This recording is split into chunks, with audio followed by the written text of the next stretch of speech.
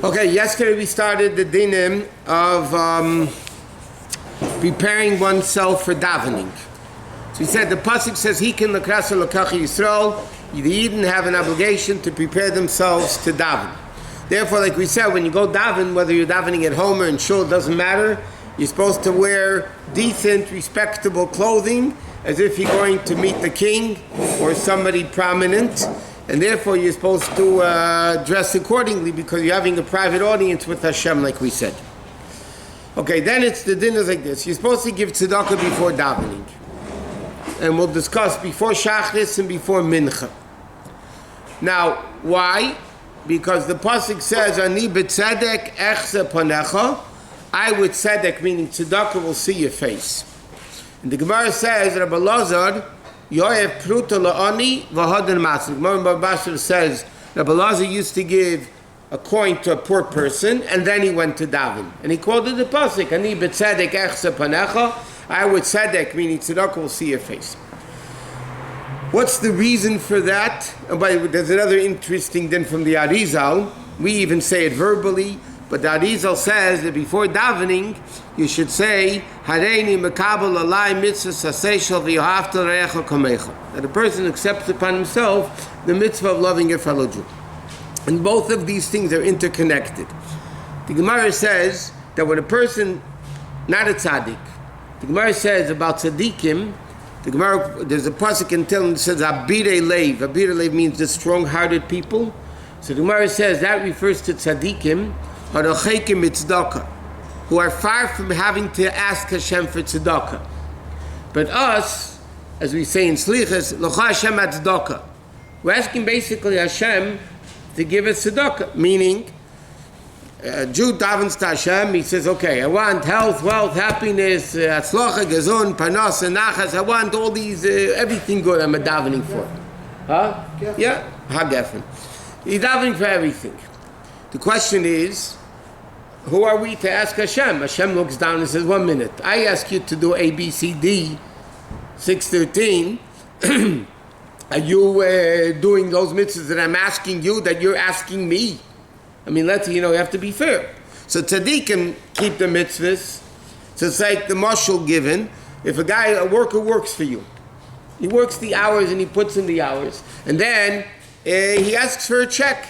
He's not asking tzedakah. He's asking what he deserves. Tzaddikim do the mitzvahs, and now they're saying, Hashem, this is what you promised. We want to be worried. We're davening. But other people that don't work, they don't even show up to work. And then they come to the boss and say, okay, give me my check. I mean, it's ridiculous. You can ask for tzedakah. So Jews, basically, when they daven, we're all asking Hashem for tzedakah. So therefore, Hashem works, it's a very interesting concept. Hashem works midah keneged midah, deed for deed. In other words, like this, we're about to ask Hashem for tzedakah. So Hashem says, when we're asking, he says, 1 minute. Do you give tzedakah? You're asking me to give you tzedakah. Do you give tzedakah? So therefore, the Gemara says, you should give tzedakah before davening. It's such an investment.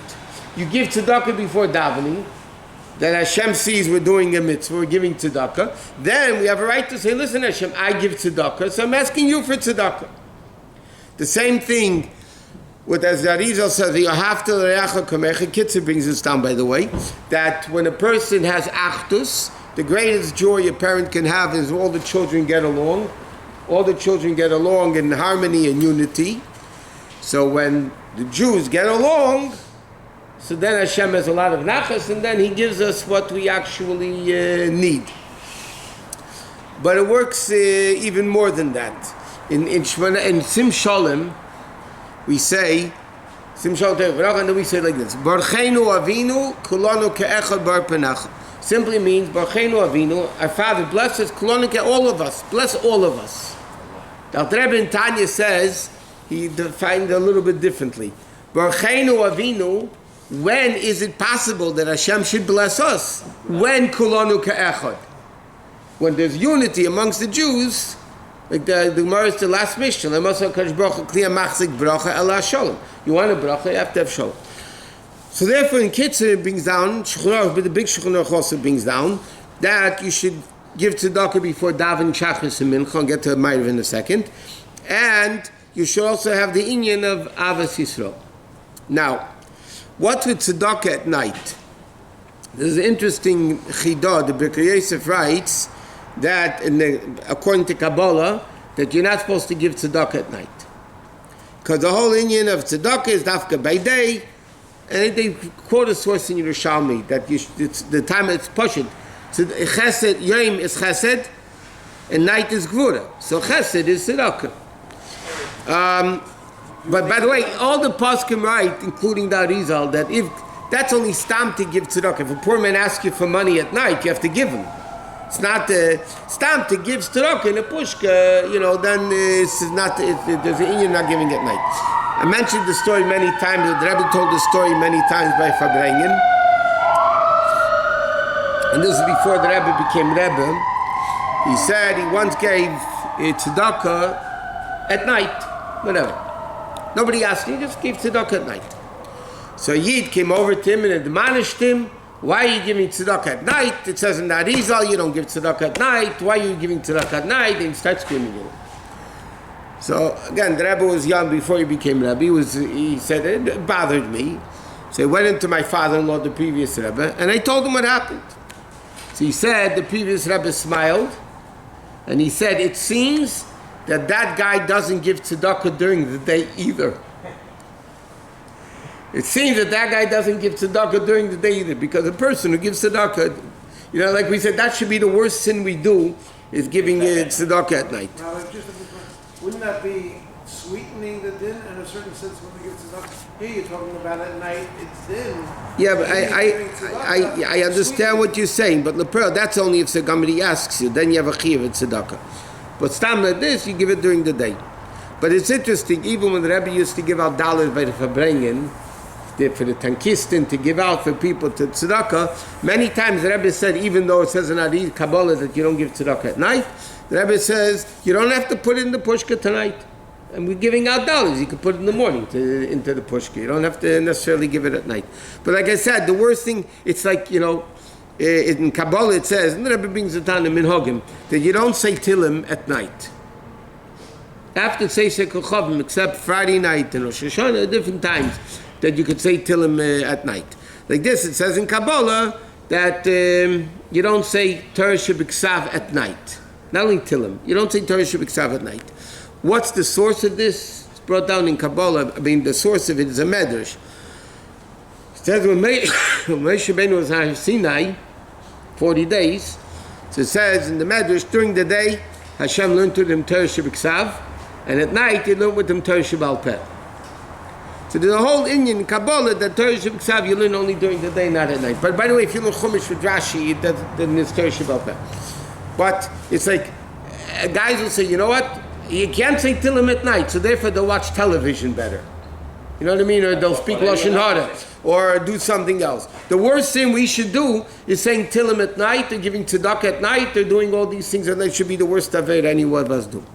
Okay, next thing over here is like this. Before davening, part of the preparing yourself for davening, the Gemara calls Shmer Raglecha Kshatei Lecha Beis Elokim, and the Gemara learns that means you have to make sure you have to go to the bathroom before davening. I mean, if you have to go. You have to go to the bathroom, whether it's what's called Gedolim, it's a bowel movement, or Ktanim, so you need to go before davening. In fact, the Din Shulchan Aruch says that what happens if somebody really has to go to the bathroom and they're davening, a lot of times you have to read daven the Shemona Esrei. You're not yaitz davening, even though you said the whole Shemona Esrei. But if you have to go to the bathroom, you're not yaitz the Shemona Esrei damida. You have to really do it again. So it depends if you can hold yourself up to 72. I mean, there's a lot of issues involved. Okay, next. Mikveh before davening. That's the Chassidish minhag. It's interesting because the Yavitz brings down that there's an obligation on shuls to have a mikveh because of a person might become tummy with balkari or be having relations with his wife.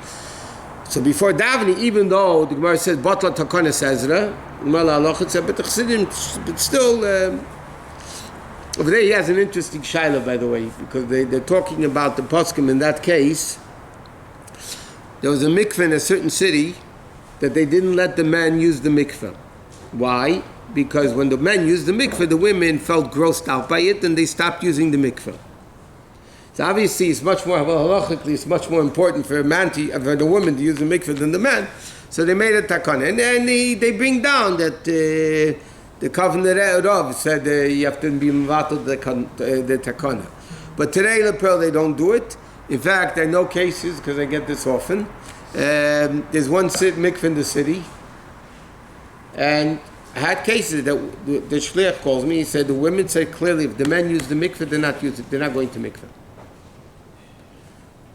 It's a reality. And this is not. I'm not talking about one call, two calls. A lot of calls like this. And there's one mikveh, and even though they filter it and it's good and it's cleaner, it just grosses them out. So then, you can't let the men use the mikveh, because obviously a woman going to mikveh is much more important than a man using mikveh.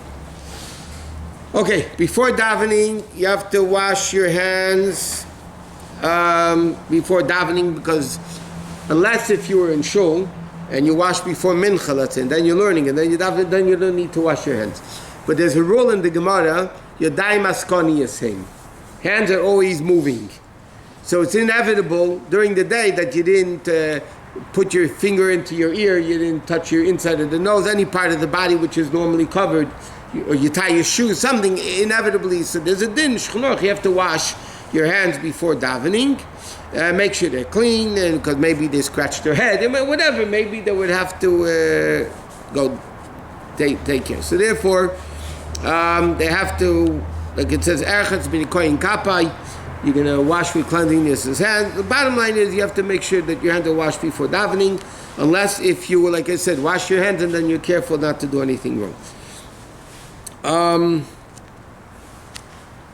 Okay, we'll finish with this then. We have time. A person has to daven with a minyan. He's speaking to the choir. That's the problem. You have to speak to the guys that don't come. You have to daven with a minyan.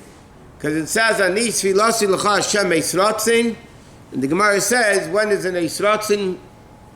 Hein kel kabel yimus, the Gemara quotes the pasuk also that says, Hashem never despises a minyan. A minyan. There's a logical explanation before we get into all the details of that, what's my I mean, on Sunday night, Hashem. But just in a very practical way. When a person davens as an individual, Hashem judges you much more than when you daven with a minyan. Why? It's a very simple analogy.